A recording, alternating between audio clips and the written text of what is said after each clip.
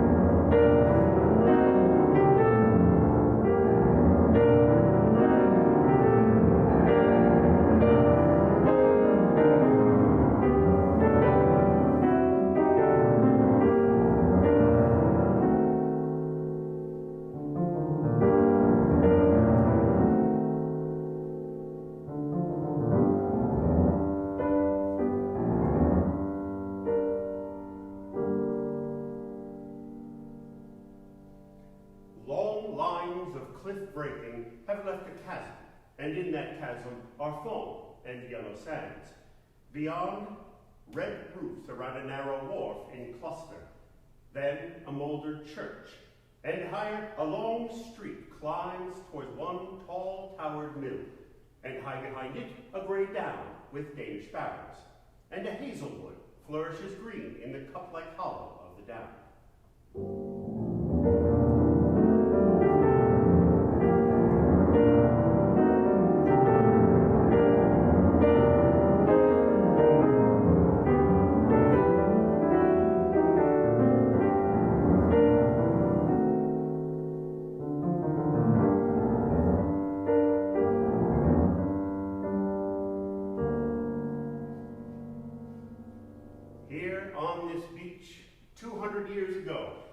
Children of three houses. Annie Lee, the prettiest little damsel in the port. And Philip Ray, the miller's only son. And Enoch Arden, a rough sailor's lad made orphan by a winter's shipwreck, played among the waste and lumber of the shore. And built their castles of dissolving sand to watch them overflow, or following up and flying the white breaker, daily left the little footprint, daily washed away. A narrow cave ran in beneath the cliff. In this, the children played at keeping house. Enoch was host one day, Philip the next, while Annie was still mistress. But at times, Enoch would hold possession for a week. "This is my house and my little wife. Mine too," said Philip. "Turn and turn about." When, if they quarreled, Enoch, stronger made, was master. Then would Philip, his blue eyes all flooded with the helpless wrath of tears, shriek out, "I hate you, Enoch!" The little wife would weep for company and pray them not to quarrel for her sake, and say she would be little wife to both.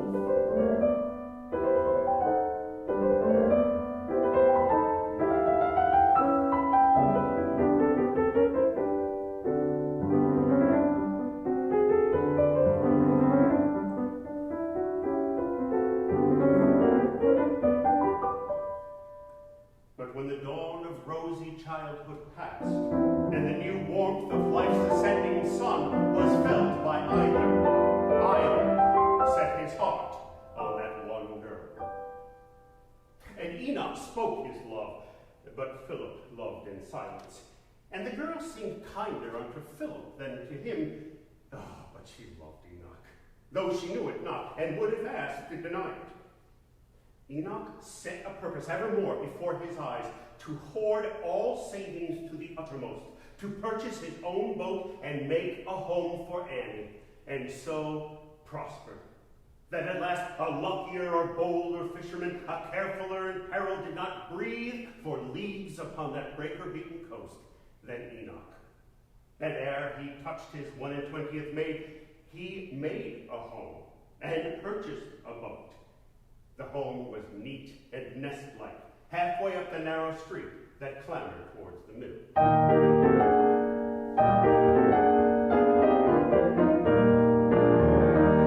Then, on a golden autumn eventide, the younger people making holiday with bag and sack and basket went nutting to the hazels.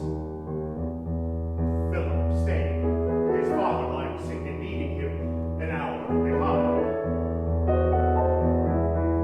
But as he climbed the hill, just when the prone edge of the wood began to feather toward the hollows, he saw the pair, Enoch and Annie, sitting hand in hand. His large gray eyes and weather-beaten face all kindled by a still and sacred fire that burned as on an altar. Philip looked, and in their eyes and faces read his doom. Then as their faces drew together, groaned,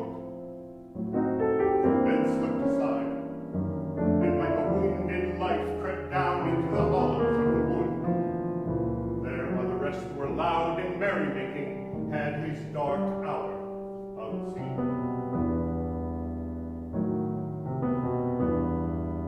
And rose and passed, bearing a lifelong hunger in his heart.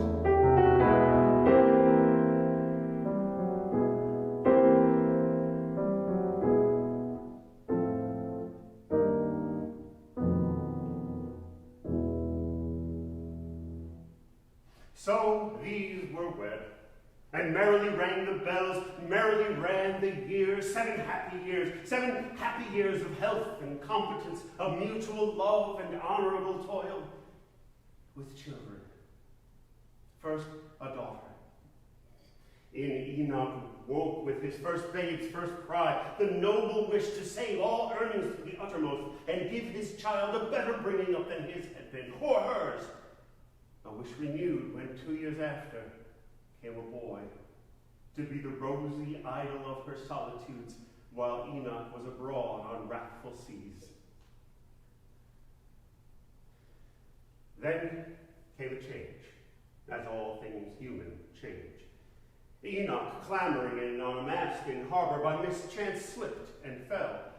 A leg was broken when they lifted him. And while he lay recovering, his wife bore him another son, a sickly one. And on Enoch fell, yet lying thus in active doubt and gloom, he seemed as in a nightmare of the night to see his children leading ever more low, miserable lives of hand to mouth, and her he loved, a beggar. And then he prayed, "Save them from this, whatever comes to me."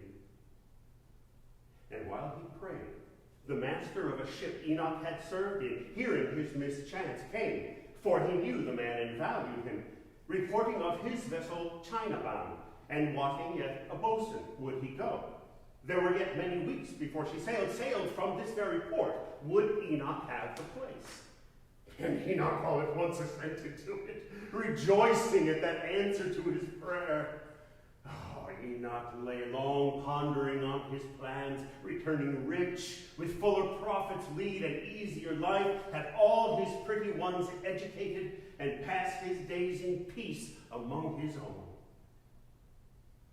Then first, since Enoch's golden ring had girt her finger, Annie fought against his will. Yet not with brawling opposition she, but manifold entreaties, many a tear, many a sad kiss, by day, by night renewed, sure that all evil would come of it, besought him, supplicating, if he cared for her and his dear children, not to go. He, not for his own self-caring, but for her and her children, let her plead in vain, and so bore it through. And Enoch faced the morning of farewell brightly and boldly. Enoch, as a brave, God-fearing man, bowed himself down, and in that moment where God and man is one with man and God, prayed for a blessing on his wife and children, whatever came to him. And then he said, "Annie, this voyage, by the grace of God, will bring fair weather, yet to all of us. Come, Annie, come.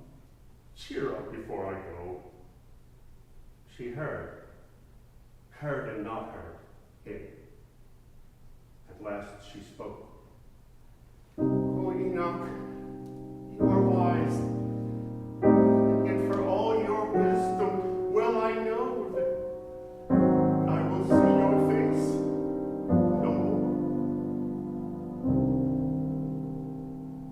Well then, he said, I shall look on yours.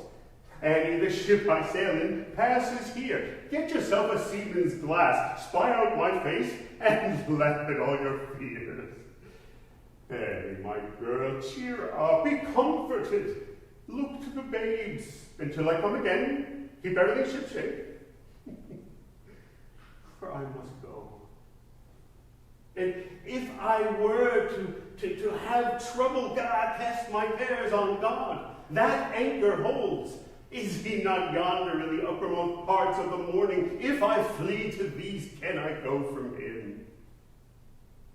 Enoch rose, cast his strong arms around his drooping wife, and kissed his wonder-stricken little ones, but for the third sickly one, who slept after a night of feverish wakefulness. When Annie would have raised him, Enoch said, "Wake him not, let him sleep. How should this child remember this?"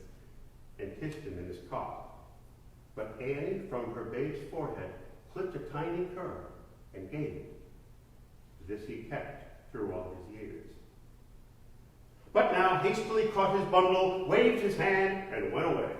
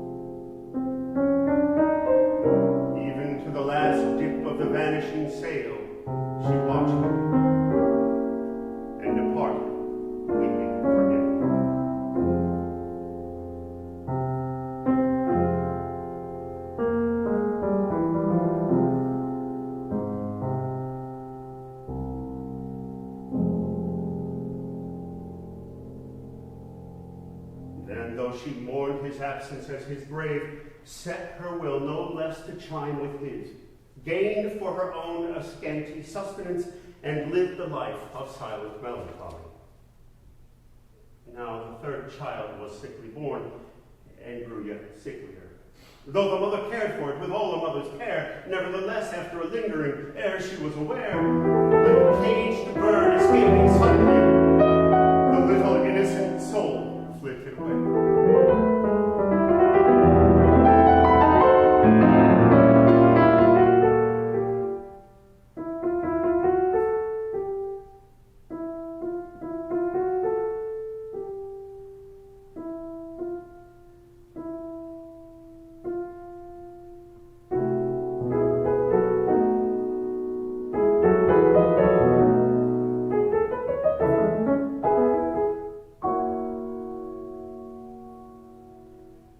Same week when Annie buried her babe, Philip's true heart, which hungered for her peace, smote him. "Surely," said Philip, "I may see her now, be of some little comfort." Therefore went. But Annie, seated with her grief, fresh from the burial of her little one, cared not to look on any human face, but turned her own toward the wall and wept. Then Philip, standing, said falteringly, "Annie, I came to ask a favor of you. I came to speak to you of what he wished, Enoch, your husband. I do beseech you by the love you bear him and his children not to say me nay. For if you will, when Enoch comes again, he shall repay me. If you will, Annie, for I am rich and well-to-do. Now let me take and put the boy and girl to school. This is the favor I've come to ask." Then Annie, with her brow against the wall, answered, "I am so foolish and so broken down. When you came in, I think my sorrow broke me down. And now I think your kindness breaks me down. But Enoch lives. This is borne in on me. He will repay you. Money can be repaid, not kindness such as yours." Then Philip put the boy and girl to school, and bought them needful books, and every way, like one does his duty to his own, made himself theirs. From distant corners of the street, they ran to greet his hearty welcome heartily. Lords of his house and of his mill were they, hung upon him, played with him, called him Father Philip. Philip gained, as Enoch lost. For Enoch seemed uncertain as a vision or a dream, faint as a figure seen in early dawn down by the far end of an avenue, going we know not where.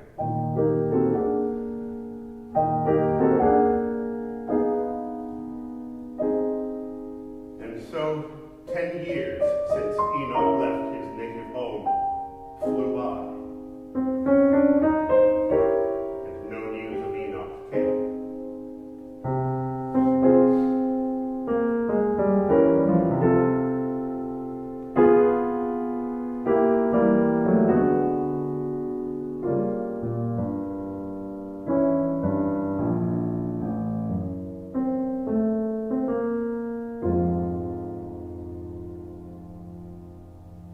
It chanced one evening that Annie's children longed to go with others nutting to the wood, and Annie would go with them. And they begged Father Philip too, and when the children plucked at him to go, he laughed and yielded readily to their wish. But after scaling half the weary down, just where the prone edge of the wood began to feather toward the hollow, all her strength failed her, and sighing, "Let me rest," she said. But Philip, sitting by her side, forgot her presence, but remembered one dark hour here in the wood when, like a wounded life, he crept into the shadow. At last he said, lifting his honest forehead, "Listen, Annie, how merry they are down yonder in the wood." "Tired, Annie?" But she did not speak a word. "Tired." But her face fell to her hands.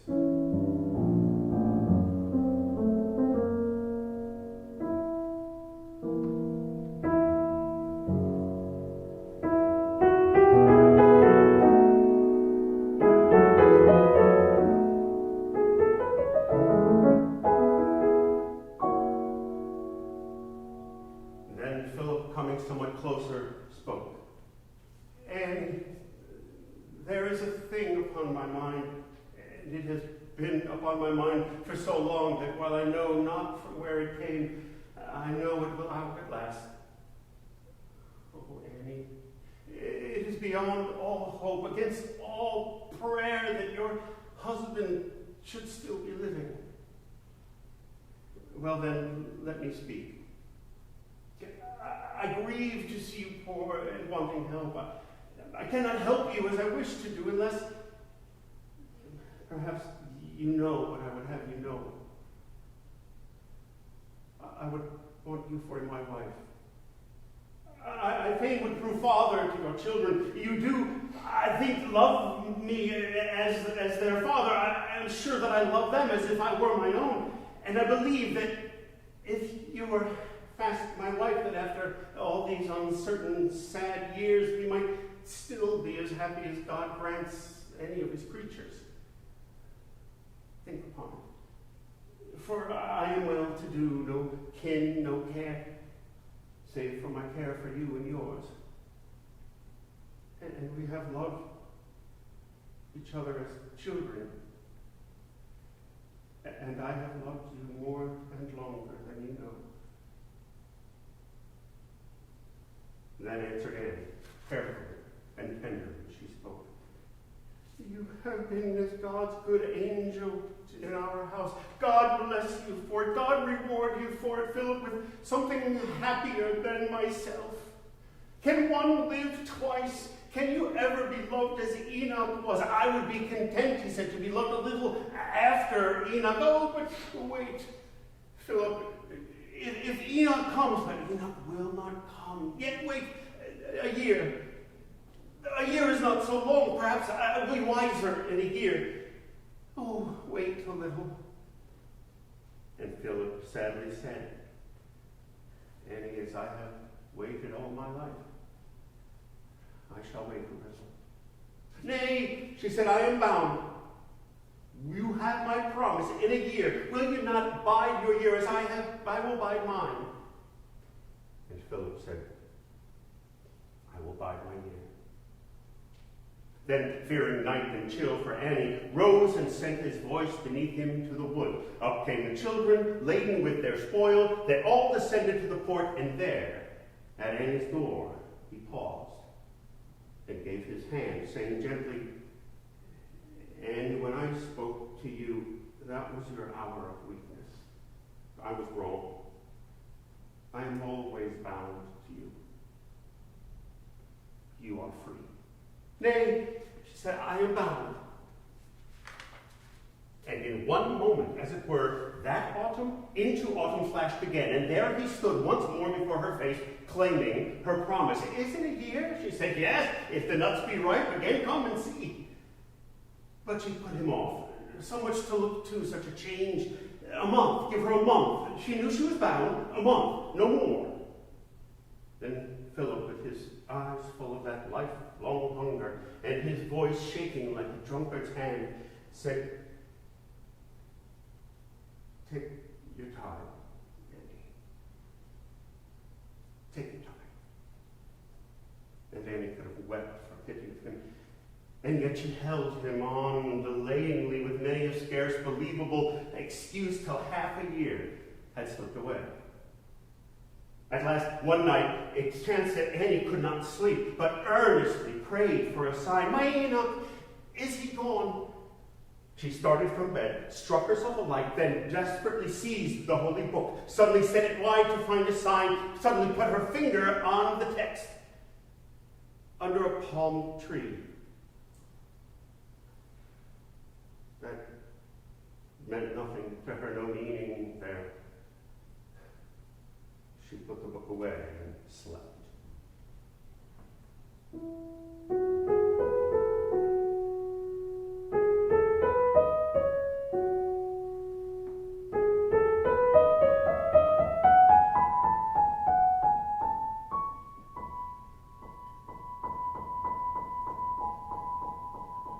When, lo, her Enoch, sitting on a height,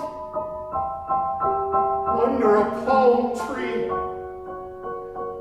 and over him the sun.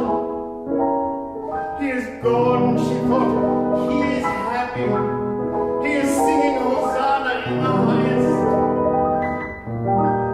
Yonder shines the sun of righteousness.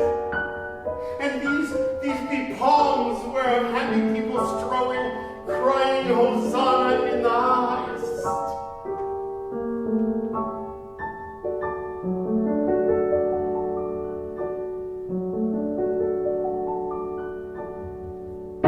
Here she woke, resolved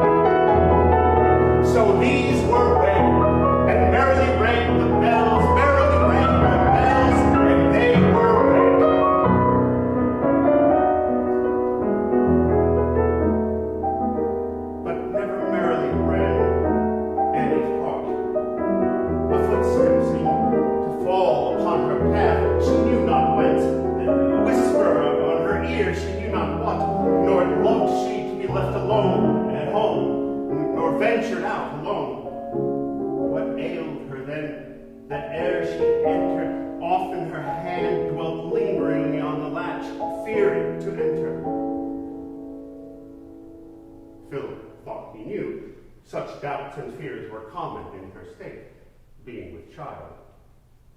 But when her child was born, then her new child was as herself renewed. Then the new mother came about her heart. Then her good Philip was her all in all, and that mysterious instinct wholly died.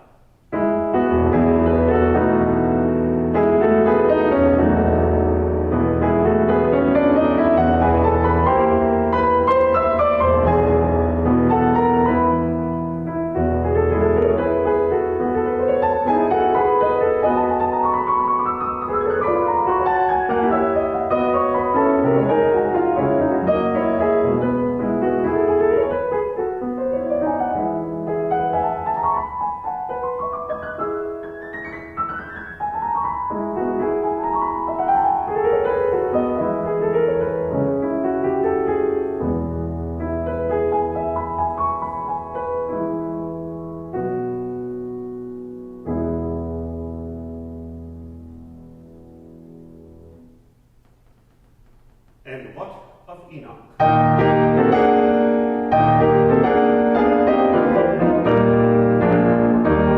Prosperously sailed his ship, the Good Fortune, though after a long tumble along Cape and frequent interchange of foul and fair, unvexed, she slipped across the summer of the world till silent in her Chinese haven. Less lucky her home voyage. At first, scarce rocking, her full busted figure had stared o'er the ripples feathering from her bows. Then followed calms, then winds variable, then baffling, and at last storms, such as drove her under moonless heavens, till hard upon the cry of breakers came the crash of ruin and the loss of all but Enoch. Half the night, buoyed upon floating tackle and broken spars, he drifted, stranding upon an isle at morn, loneliest in a lonely sea. On this isle, no want was there for human sustenance, soft fruitage, mighty nuts, nourishing roots, nor save for pity was it hard to take the helpless life so wild it was ta'en. In this he read God's warning. Wait. There in a seaward gazing mountain gorge, he built and thatched with leaves of palm a hut, half hut, half native cabin, and there he dwelt with eternal summer, ill content.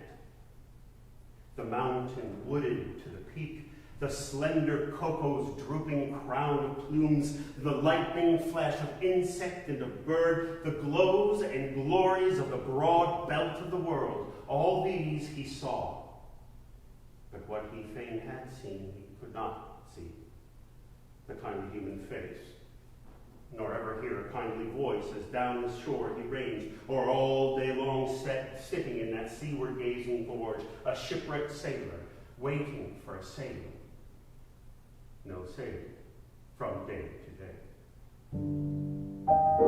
But every day the sunrise broken into scarlet shafts among the palms and ferns and precipices, the blaze upon the waters to the east, the blaze upon the waters an island overhead, the blaze to the waters to the east, then great stars that glowed themselves in heaven, the hollow or bellowing ocean,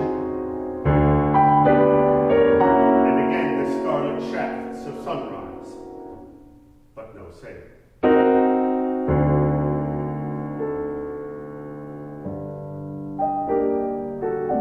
There often as he watched, or seemed to watch, so still the golden lizard on him paused. A phantom, a maid of many phantoms, moved before him, haunting him, or he himself moved, haunting people, things, places known far in a darker aisle behind the line. The babes, their babble, Annie, the small house, the climbing stream, the mill, the leafy lanes, the peacock yew tree, the horse he drove, the boat he sold, the chill November dawns and dewy gloomy dawns, the gentle shower, the smell of dying leaves, and the low moan of leaden-colored seas. Once, likewise, in the ring of his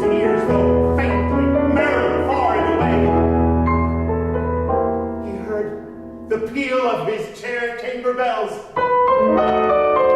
Then, though he knew not wherefore, started up, shuddering. And when the beauteous, hateful isle came upon him again, had not his poor heart spoken with that which being everywhere lets none who speak with him seem all alone? Surely the man had died of solitude.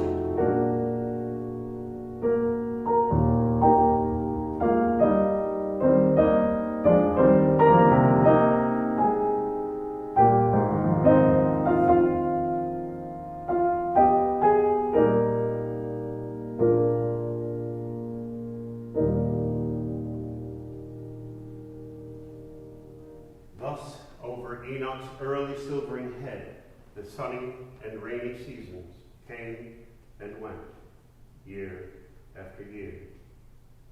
His hopes to see his own and pace the sacred old familiar fields not yet had perished when his lonely doom came suddenly to an end. Another ship, blown by baffling winds like the good fortune, from her destined course stayed by the isle. They sent a crew that landing burst the way in search of stream and fount, and filled the shores with clamor.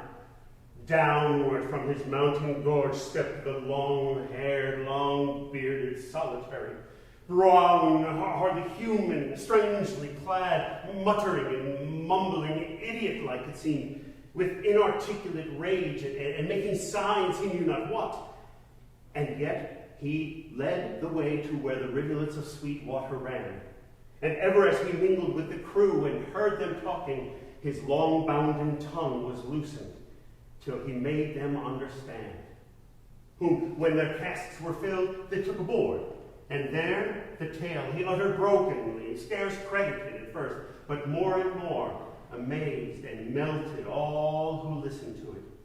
And closed the gate, and free passage. Evermore his fancy fled before the lazy wind, till down through all his blood beneath a clouded moon he drew in the dewy, meadowy morning breath of home. And that same morning officers and men levied a kindly tax unto themselves, pitying the lonely man, and gave it him. Then moved up the course, they landed him, ever in that harbor from whence he had sailed before.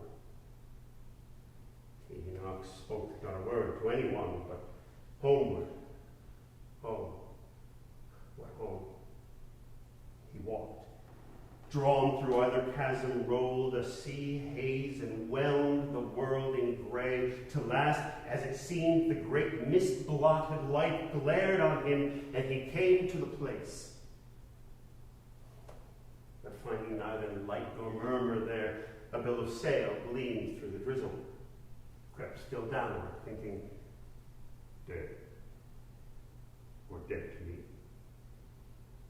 Down to the narrow wharf he went, seeking a cavern of which once he knew. He thought it must have gone, but he was gone who kept it. And his widow, Miriam Lane, with daily dwindling profits, held the house. There Enoch rested silently many days.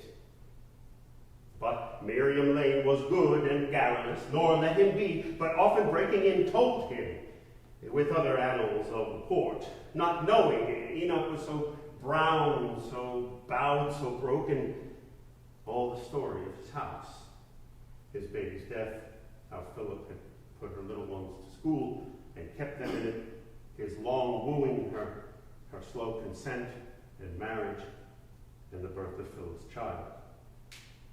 And o'er his countenance no shadow passed. Anyone regarding well had deemed he felt the tale less than the teller. Only when she closed, Enoch, poor man, was cast away and lost. He, shaking his gray head pathetically, repeated, muttering, cast away and lost. Again in deeper inward whispers, lost.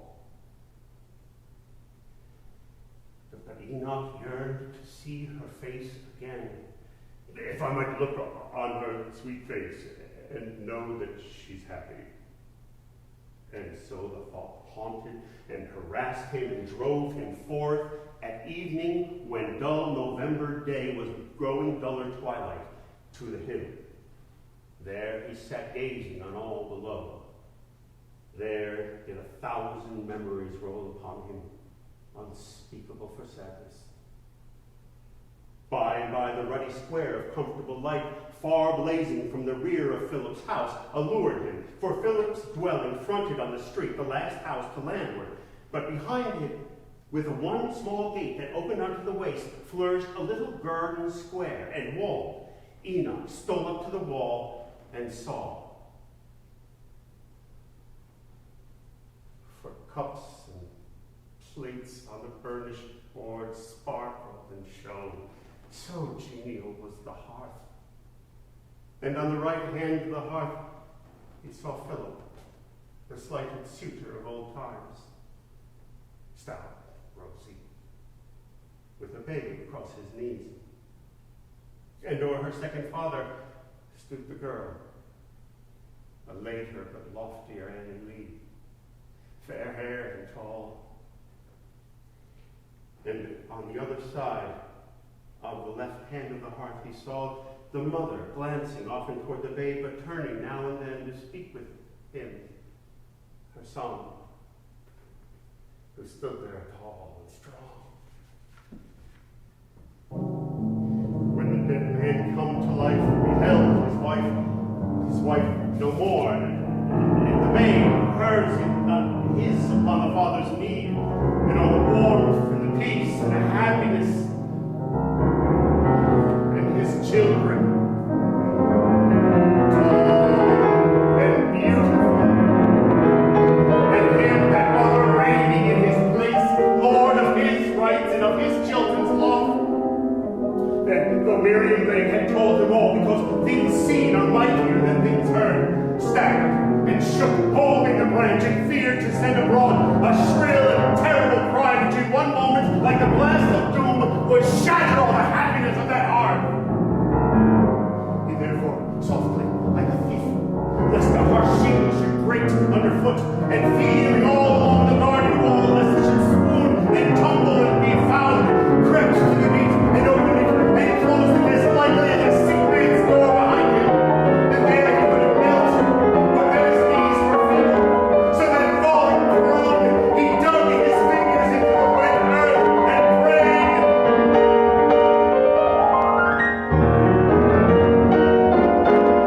Too hard to bear, hard to believe in him.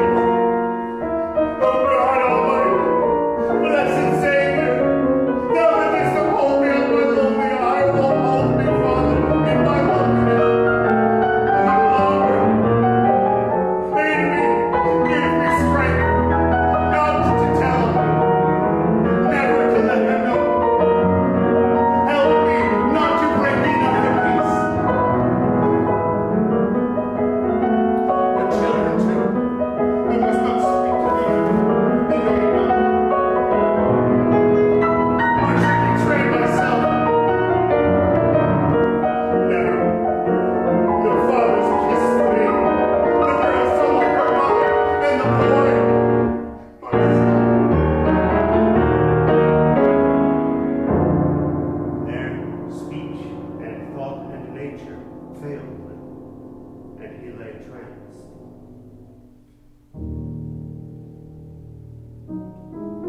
But when he rose and paced back towards his solitary home again, all down the long and narrow street he went, beating it into his weary brain as though it were the burthen of a song. Not to tell. Never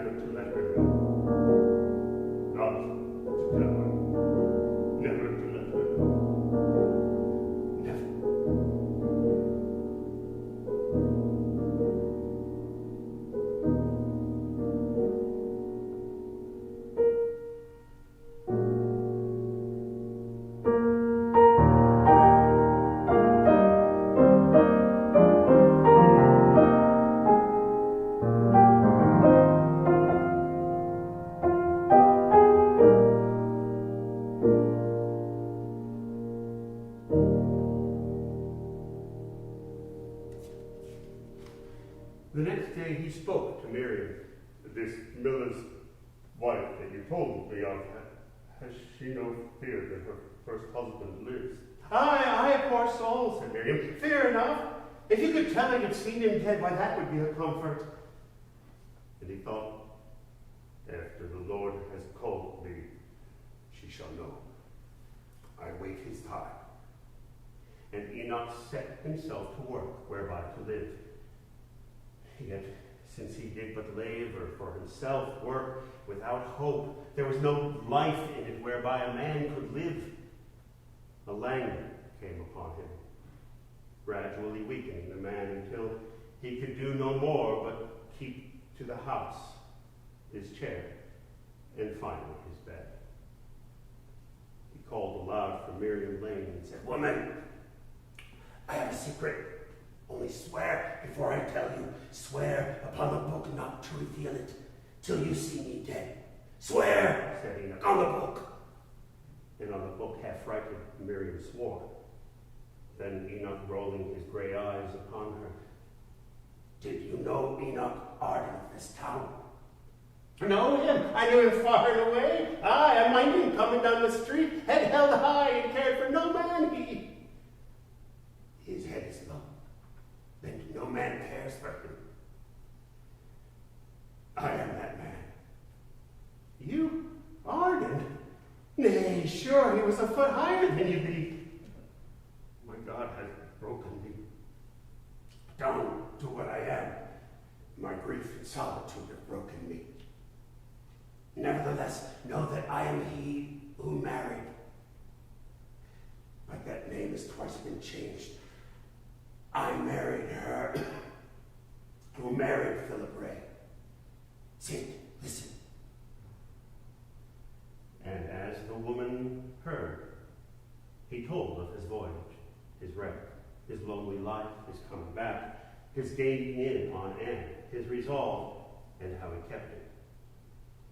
Fast flowed the current of her easy tears, while in her heart she yearned incessantly to rush abroad, telling all the little haven, proclaiming Enoch Arden and his woes. But awed and promise bounded, she forbore, saying only, "See your bairns before you go, eh? Let me fetch 'em, Arden." And arose, eager to bring them down, for Enoch hung a moment on her words.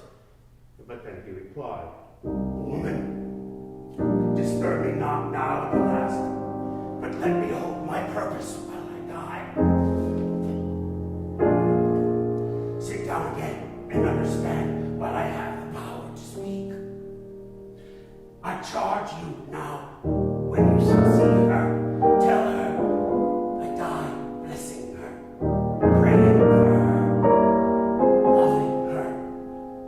Save for the war between us, loving her as when she laid her head beside my own. And tell my daughter Annie, whom I saw so like her mother, that my last breath was spent in blessing her and praying for her. And tell my son that I died blessing him. And say to Philip that I blessed him too. That he never meant us anything but good.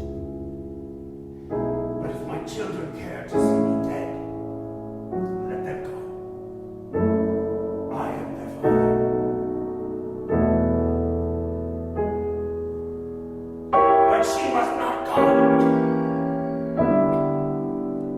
for my dead face would vex her afterlife.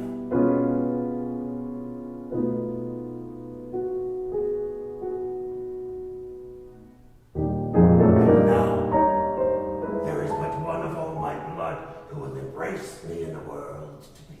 With hair as his, she cut it off and gave it, and I have borne it with me all these years, and thought to bear it with me to my grave. But now my mind is changed, for I shall see my babe in bliss. Therefore, when I am gone, give her this, for it may comfort her. And it may, moreover, be a token that I am he.